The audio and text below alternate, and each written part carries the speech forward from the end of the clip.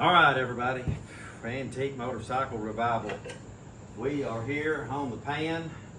I was not alone today. My trusty friend Morris helping me with this thing, put it together. And this is going to be actually the very first we've tried to start it. So you know how it goes. Anything. We've thought and thought and thought. Is there anything we didn't do? And so we're going to try it here.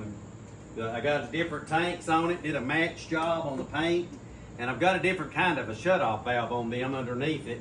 I'm not sure which one's on and which way's off on the shutoff, but I'm going to prime this thing up and see if the pan will fire. And if it does, we're going to, give it a couple of heat cycles, and I'll do that today and tighten things back up again and all that. So here we go, everybody. Try it. Let's see.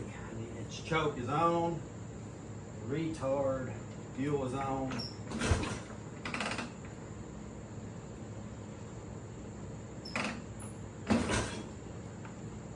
me see if I got fuel.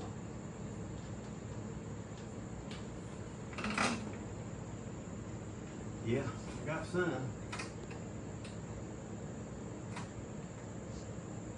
I might should have primed it again, but we'll try it.